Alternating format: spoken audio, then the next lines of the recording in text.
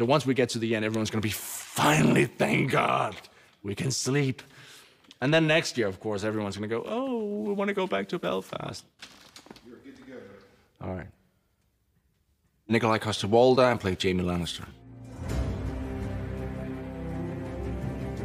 When we meet Jaime first in episode 1, he's a Kingsguard. He's guarding Robert Baratheon, who's the king, who's also married to Cersei, Jaime's sister.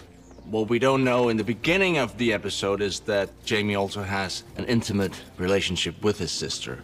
He's always been his father's favorite son, and he was also probably his father's biggest disappointment when he joined the Kingsguard. If serving as a glorified bodyguard is the sum of your ambition, go serve. Tyrion and Jaime has always had a very strong relationship. Little brother, beloved siblings.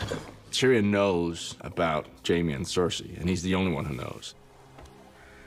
Cersei and Jaime found this place where no one's around, and they have a very intimate moment, which is suddenly destroyed. Stop! Stop! Jaime makes a very quick decision that no matter what, this kid cannot be allowed to tell anyone what he's just witnessed. The things I do for love. Well, the kid didn't die. That is a bit of a problem. I don't think Bran fell from that tower.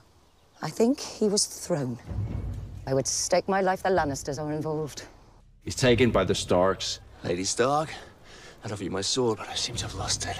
It is not your sword I want. He has to find a way to escape and get back to Cersei.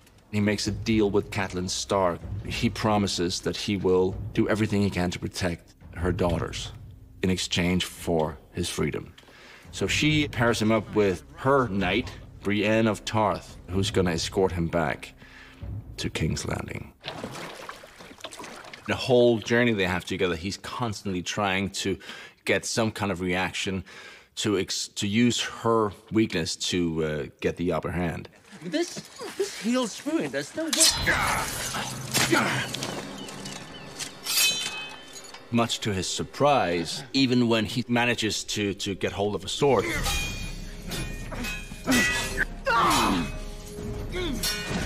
she beats him. It earns her a lot of respect from him. But then they're captured by this guy, Locke, and his men. The men are about to rape Brienne of Tarth, and Jaime kind of steps in to stop it. Lord Selwyn would pay his daughter's weight in sapphires if she's returned to him. Her honor unbesmirched. He succeeds, but Locke, being the kind of guy he is, punishes Jaime for it. Cuts off Jaime's right hand, his sword hand, which is also, in many ways, his identity. Locke delivers Jaime and Brienne to Roose Bolton. And Jaime Lannister, of course, is a very, very valuable person, but he's also the son of Tywin Lannister. You don't want to mess with Tywin Lannister. Find suitable rooms for our guests. That night, Jaime and Brienne share a bath where he tells the story about why he's known as the Kingslayer. Burn them all! Burn them all! He killed the very man he was employed to protect. He loved to watch people burn. With their skin blackened, blistered, and melted off their bones. In Jaime's story, this king, the Mad King, was about to light all of King's Landing on fire and kill, a million people. And Jaime killed him to stop that. He told me to bring him my father's head. Then he turned to his pyromancer. Burn them all, he said. He opens up and he tells this story for the first time to Brienne. It's a very tender moment. As soon as you're well enough to travel, I will allow you to go to King's Landing as restitution for the mistakes my soldiers made. He's gonna get Jaime back to his father, and Brienne of Tarth will go on her own way. He thought Brienne was gonna be safe, but he gets word that maybe she's not. She'll be their entertainment tonight. Beyond tonight, I don't think they care very much. The only focus his whole life has been about Cersei. Now he chooses to turn around and go back and help this woman he'd only known for a few months.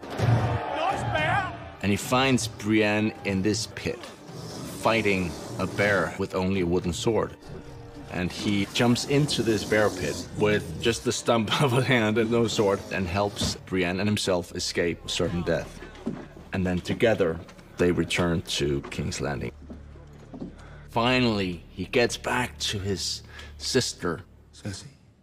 If he expected like a joyous scream, an embrace, he doesn't get that. He gets a look, and one would argue it was a look of disgust from his sister.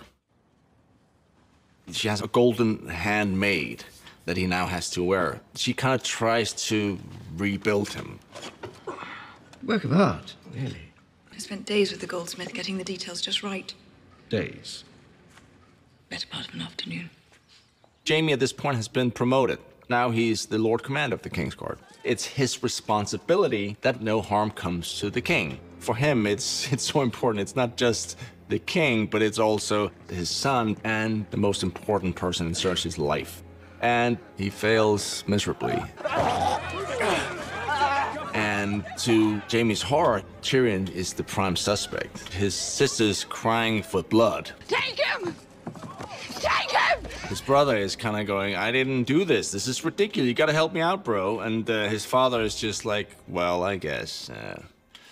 Your brother had it coming, didn't he? So Jaime does the only thing he can do in this situation. He goes to save Tyrion. There's a locked door at the top of the stairs. Knock on it twice, and twice again. Barracks will open. Now his brother decides to not do what he's told to do. Tyrion goes back. He kills not only Shay, but he also kills Tywin. More importantly, for the Lannisters, the most feared man in Westeros. And obviously then, as his sister points out, it's on Jaime. Why did Catelyn Stark set you free? What? I've been wondering for months. Ever since that great cow brought you back to the capital. Brienne is in King's Landing, but she's kind of fish out of water, and she's not safe. He kits out Brienne of Tarth with a beautiful armor, and he gives her this special sword that his father gave to him. Valyrian steel. It's yours. I can't It accept. was reforged from Ned Stark's sword. You'll use it to defend Ned Stark's daughter. And then he sends Brienne of Tarth off. There are only two like it in the world. The one I'm wearing, the one I gave to Marcella. It's a threat.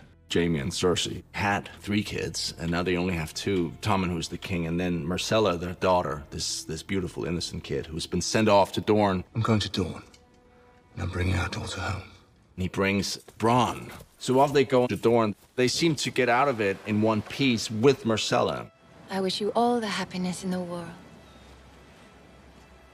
And then, of course, on the boat back, it transpires that Hilaria Sand has poisoned Marcella. She starts coughing up blood and dies, in true Game of Thrones fashion. He so wants to please his sister, and to then bring back Marcella dead, it's gonna absolutely break her heart. And then he also comes back to this crazy new King's Landing that has been taken over by this religious uprising led by the High Sparrow. You're a bold man. On the contrary, I fear a great deal. This guy has been able to penetrate the very inner walls of the Lannister family. But we don't know how bad this is until the moment where Marjorie Tyrell is about to do her walk of shame. There will be no walk of atonement. Queen Marjorie has already atoned for her sins by bringing another into the true light of the Seven.